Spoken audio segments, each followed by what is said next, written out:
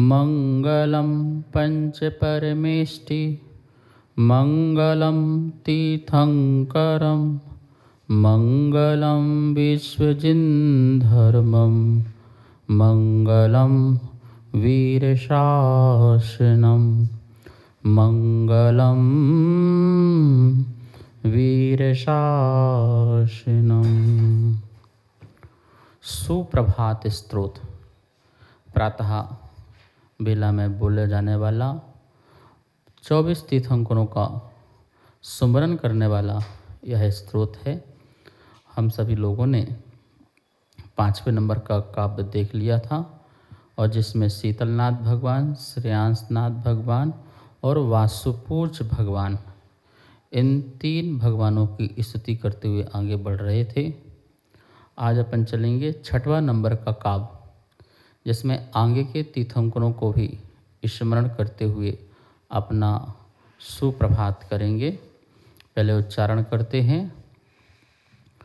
उद्दंड उद्दंड दर्पकरिपो दर्पकरिपो विमलामलांग विमलामलांग स्थे मन्ननन्त स्थे मन्ननन्त जितनन्त जितनन्त सुखाम्बुराशे सुखाम्बुरासे दुष्कर्म दुष्कर्म कल्मष कल्मष विवर्जित धर्मनाथ विवर्जित धर्मनाथ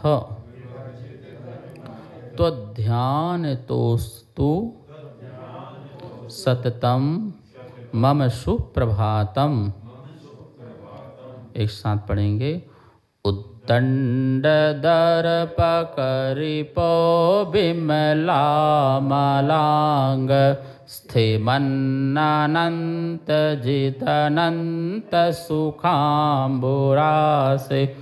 दुष्कर्म कल्मष विवर्जित धर्मनाथ त्वध्यानतोस्तु सततम मम सुप्रभातम।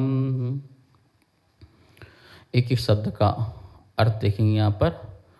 उद्दंड उद्दंड हैं ऐसे दर्पक रिपो काम का नाश करने वाले, विमला मलांग निर्मल शरीर के धारक हैं विमलनाथ भगवान। अनंत अनंत सुखाम्बुरा से सुख के समुद्र, स्थे मन्ननंत जित धैर्यशाली हैं ऐसे अनंतनाथ भगवान।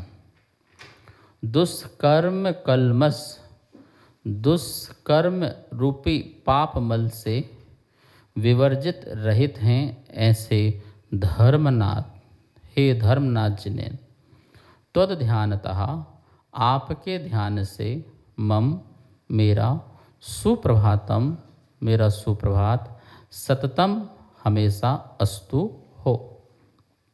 यहाँ पर विमलनाथ भगवान, अनंतनाथ भगवान और धर्मनाथ भगवान, इन 3 भगवान की स्तुति की गई है।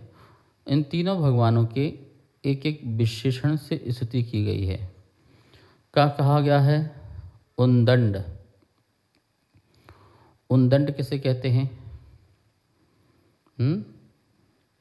उद्दंड, दंड जो होता है मन, वचन और काया,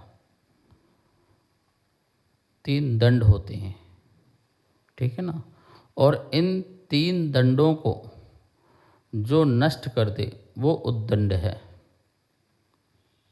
हम लोग क्या करते हैं? उद्दंड किसे कहते हैं?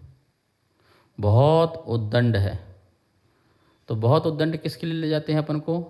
किसी ने काम बिगाड़ा, बहुत परेशान किया तो उसे उद्दंड कहते हैं। यहाँ भगवान को उद्दंड कहते हैं। भगवान आप उद्दंड हो, आपने मन वचन काया इन तीनों से क्या किया है? दर्पक रिपो, दर्पक रिपो, जो दर्प था, दर्पक था, दर्पक किसका था? काम का जो दर्प था उसको आपने नष्ट कर दिया। उद्दंड है ऐसे, एक चीज़ तो ये लगा सकते हैं, और दूसरा अर्थ अपन को और लगाना है, काम ही संसार में सबसे बड़ा उद्दंड है। क्या लगा सकते हैं? एक तो अपन लगाया उद्दंड, उद दूर होना, दंड से दूर हो गए इसलिए उद्दंड हो गए।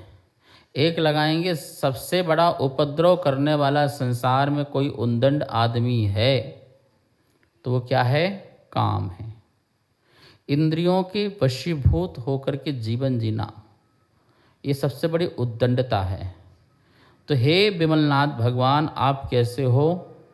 आपने इस उद्दंडता का रिपो कर दिया है, उसका जो दर्प था वो नाश कर दिया है, इसलिए आप उद्दंड दर्पक रिपो हैं, अर्थात उस काम को नाश करने वाला।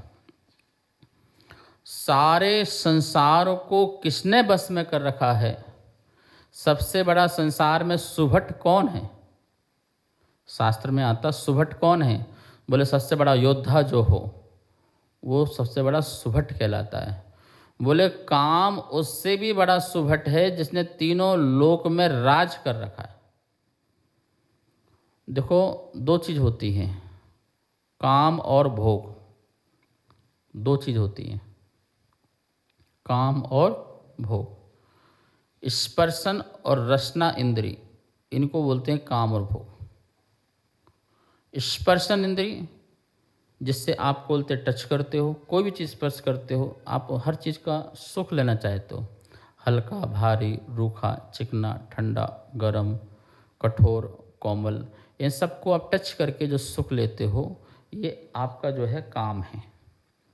और जो आप खा करके जो सुख महसूस करते हो वो आपका भोग है। दो चीज़ें, काम और भोग। रसना इंद्री, रसना इंद्री आप समय सार में बात लिखिए, 5 इंद्री और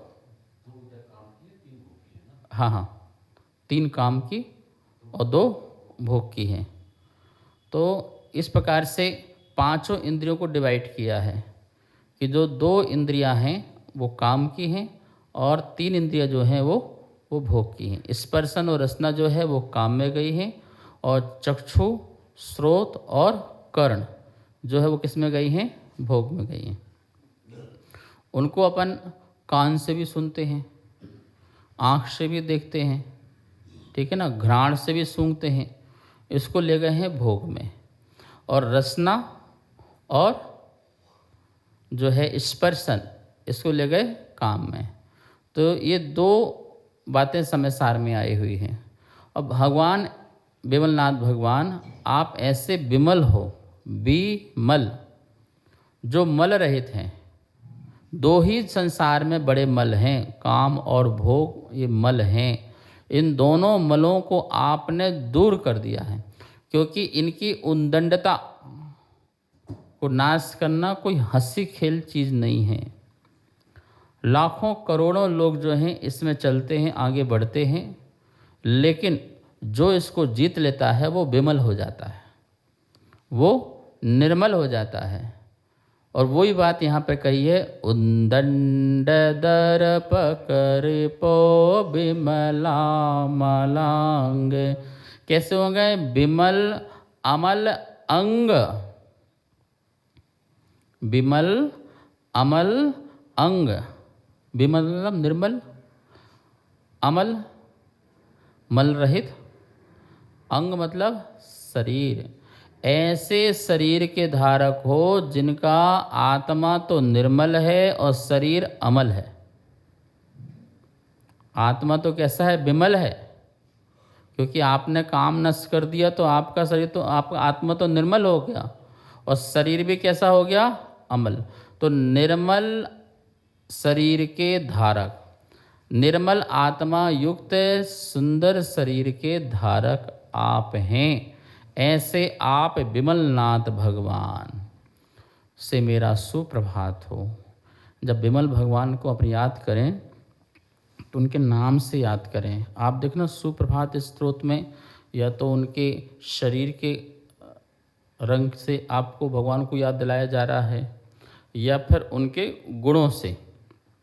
तो एक एक भगवान के हम एक एक गुण पकड़ते जाएं। जैसे ही विमलनाथ भगवान का नाम आए तो अब लगाना कि आत्मा निर्मल और शरीर अमल, मल रहित है, सुंदर है। ऐसे विमलनाथ भगवान से मेरा सुप्रभात हो। उनके ध्यान से, ऐसे विमलनाथ भगवान के ध्यान से मेरा सुप्रभात हो। फिर इसके बाद दे रहे हैं अनंतनाथ भगवान का। क्या निकला है? स्थे मन अनंत, संधि निकलेगी स्थे मन और अनंत, फिर जित अनंत, संधि क्या निकलेगी? जित, फिर अनंत, सुख अंबु रासे, राशि से बना रासे, सप्तमी के एक वचन में। तो अनंत, अनंत सुखांबु रासे, अनंत सुख के अंबु राशि, जल की राशि। अंबु मतलब होता है जल, राशि मतलब बहुत सारा। तो अंबु राशि किसका नाम हो गया? समुद्र का नाम हो गया। अंबु राशि किसे कहेंगे? जल का भंडार कौन है? समुद्र है। तो अंबु राशि समुद्र, कौन समुद्र कह रहे हैं यहाँ पर? यहाँ जल के समुद्र को समुद्र नहीं कह रहे हैं। सुख अंबु राशि, सुख के समुद्र। और कैसा सुख का समुद्र? अनंत, अनंत सुख के समुद्र। स्थे मन अनंत जित, क्या निकलेगा? स्थे मन अनंत जित। स्थे मन मतलब धैर्यशाली, स्थे मन धैर्यशाली है, ऐसे अनंत जित। अनंत, यहाँ पे दो बातें ध्यान रखनी है।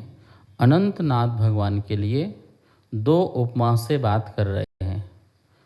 पहले तो कह रहे हैं कि आप अनंत सुख के सागर हो। क्या हो? तुम तो सुख के सागर भगवन, एक बूंद मिल जाएगी। कैसे हैं? अनंत सुख के सागर हो भगवान, हमें तो एक बूंद मिल जाएगी तो उससे ही हमारा गुजारा हो जाएगा। जैसा वो सुख प्राप्त कर रहे हैं निराकुलता का, उस निराकुलता में से हमें 1% भी निराकुलता हमारे जीवन में प्रकट हो गई तो उससे हमारा कल्याण का मार्ग खुल जाएगा। अभी तो हमारे पास अनंत आकुलताएं हैं, व्याकुलता है। प्रति समय आप सोचिए कितना उपयोग भाग रहा है, प्रति समय मन कितनी दूर दूर भाग रहा है, कहाँ कहाँ भाग रहा है। और उसमें यदि मेरा जो है 1-2% भी मन को थोड़ा रोक लिया तो उतनी मेरी निराकुलता आ जाएगी, उतनी आकुलता मेरी दूर हो जाएगी। आचार्य विद्यानंद महाराज जी के पास व्यक्ति पहुँचे कि महाराज माला में मन नहीं लगता है। तो उन्होंने कहा कि 108 दाने में यदि 3 दाने में भी मन लग जाए ना तो समझना तेरा पुरुषार्थ सफल हो गया। और 108 दाने में पूरे में मन लगाना है तो जहाँ मैं आया हूँ तो वहाँ पर आ जा। और यहाँ भी आने के बाद 108 दाने में मेरा मन नहीं लगा अभी तक पूरा, और जिस दिन मेरा भी पूरा मन लग जाएगा 108 दाने में तो माला यहाँ, शरीर यहाँ और आत्मा सीधे परमात्मा को प्राप्त हो जाएगी। आचार्य विद्यासागर महाराज जी के पास भी एक व्यक्ति पहुंचा, बोले महाराज जी मन शांत नहीं होता है। तो बोले मेरा भी नहीं होता था। तो बोले आपने क्या किया? बोले मैंने घर छोड़ दिया, मैंने घर छोड़ दिया और मुनि बन गया। तो यदि तुझे भी मन की शांति चाहिए हो तो तू भी क्या कर, तू भी घर छोड़। और हाँ, अभी भी पूरे मन को शांति करने के लिए मैं भी उद्यम कर रहा हूँ, मैं भी पुरुषार्थ कर रहा हूँ, मैं भी लगा हुआ हूँ कि मन पूरा शांत हो जाए। ध्यान रखना, अधर्म से मन हटाना बहुत ही सहज है, बहुत ही सरल है। धर्म की क्रिया से भी मन हटा लेना ये बहुत कठिन है। व्याकुलता अधर्म की होती है ऐसा नहीं है, व्याकुलता तो धर्म की भी होती है। जब तक हम उच्च स्तर पर नहीं पहुंचे तब तक हमें वो धर्म की आकुलता तो करना ही करना है। हमें मंदिर जाना है, हमें जाप करना है, हमें अभिषेक करना है, हमें आहार दान देना, हमें स्वाध्याय करना है। जो भी आकुलता है ये तो सही है ना। किससे अच्छा कि दुकान जाना है, पैसा कमाना है, खाना बनाना है, ये काम करना है, वो काम करना है। घर संबंधी जितने, परिवार संबंधी और संसार संबंधी जितने भी व्याकुलता हैं, उस व्याकुलता से ये व्याकुलता श्रेष्ठ है कि मंदिर जाना है, जाप करना है, पूजा करना है। लेकिन इस व्याकुलता से भी परे होने का जो पुरुषार्थ है वो सच्चा धर्म है। वो शुद्धोपयोग है, वो उपयोग की शुद्धता है। बोले उसका भी मैं कुछ कुछ अभ्यास कर पाता हूँ, लेकिन हो नहीं पाता। मतलब कितना बड़ा अनंत पुरुषार्थ है मोक्ष जाने के लिए। वैसे खेल तो चुटकी का है, खेल तो बहुत नगण्य समय का है कि एक आबली एक समय ऊपर कर लिया जाए, इतने समय में जो है जीव को मोक्ष की प्राप्ति हो जाए। लेकिन उतनी स्थिरता लाने के लिए भी जीव को कितना महान पुरुषार्थ करना होता है, इस बात को ध्यान में रखा जाता है। अब आप देखिए यहाँ पर कहा जा रहा है कि अनंत सुखाम्बु राशि, आप अनंत सुख की राशि वाले हैं।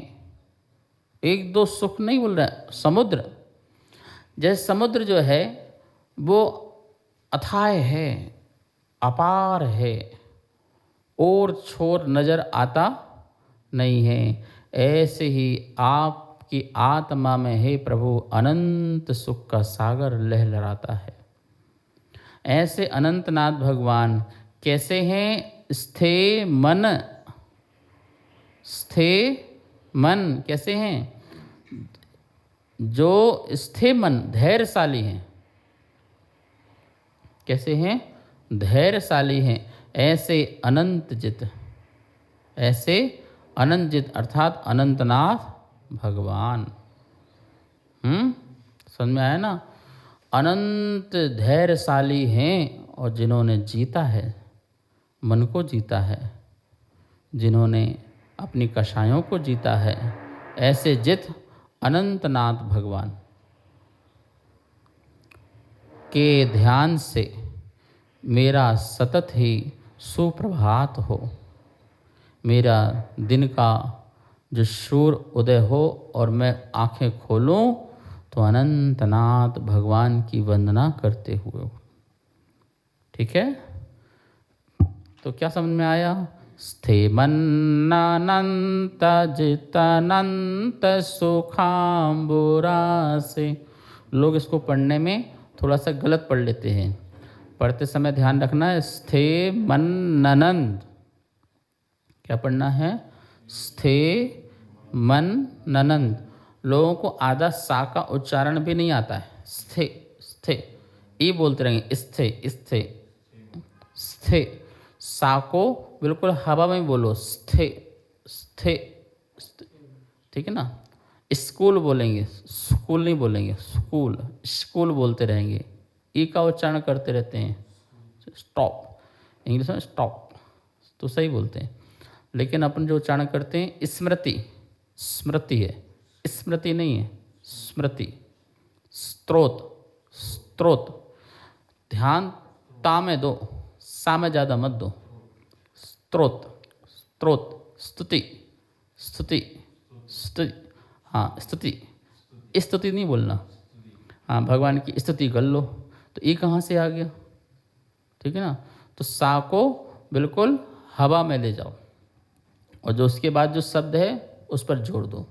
स्थे मन ननन, स्थे मन ननन, स्थे मन्नानंत जितानंत सुखाम्बुरा से। और समझ में आ गया ना बिल्कुल। अब देखिए धर्मनाथ भगवान, कौन से भगवान? धर्मनाथ भगवान का दुष्कर्म कलम से विवर्जित धर्मनाथ। बहुत सरल अर्थ है। कर्म, कर्म कैसे हैं? दुष्कर्म है। दुष्कर्म मतलब क्या कहलाता है? दुष्कर्म क्या कहलाता है? दुष्कर्म देखो, एक तो हमारा जो व्यवहारिक जीवन है, और जिस व्यवहारिक जीवन में यदि हम कुछ गलत करते हैं तो वो दुष्कर्म कहलाता है। साधु संत लोग जो हैं प्रतिक्रमण करते हैं, तो प्रतिक्रमण में वो हर समय बोलते हैं तस्मिच्छामि दुक्कडम, तस्मिच्छामि दुक्कडम, दुक्कडम दुष्कृतम, दुष्कर्म समझ में आया? दुक्कडम समझ में आया? दुक्कडम मतलब दुष्कर्म। कुछ कुछ शब्द ऐसे होते हैं कि समय समय आने पर उसका रूप बिगड़ जाता है। यदि आज के समय तुमसे बोल दिया जाए, महाराज जी बोले क्यों तुमने दुष्कर्म किया है? ओए भगवान दुष्कर्म, महाराज जी जैसी बात कर रहे दुष्कर्म। आज दुष्कर्म का मतलब हो गया है बलात्कार। दुष्कर्म का मतलब हो गया है किसी की सील की विराधना करना। दुष्कर्म का मतलब हो गया है अमर्यादित जीवन जीना। इसका अर्थ प्रचलन में दुष्कर्म के रूप में आ गया है। लेकिन यहाँ पे क्या कह रहे हैं? वो दुष्कर्म वो तो है ही जो आप कह रहे हैं। जो कुछ भी हम आत्मा के विभाव में जा रहे हैं वो सब हमारे दुष्कर्म है। स्वभाव में नहीं जा रहे हैं, विभाव रूप परिणाम हमारे जो हो रहे हैं वो सब हमारा क्या है? दुष्कर्म है। ठीक है ना? क्यों? क्योंकि उससे कर्म का आश्रय होगा, कर्म का बंध होगा, कर्म का बंध होगा तो कर्म का फल मिलेगा, तो संसार मिलेगा। तो हमसे होना क्या है फिर? तो कह रहे हैं दुष्कर्म कलमस, कलमस, कलमस बोलते हैं पापमल को। कलमस कैसे कहते हैं? पाप का मल, वो कहलाता है कलमस। तो दुष्कर्म रूपी पाप मल से क्या हो गए हैं? विवर्जितम। क्या हो गए हैं? विवर्जित हो गए हैं। जो दुष्कर्म थे, 8 कर्म जो हैं वो दुष्कर्म हैं। हम जो भी 8 कर्म बांध रहे हैं वो हमारे लिए दुष्कर्म हैं। और कैसे हैं वो? पाप के मल हैं।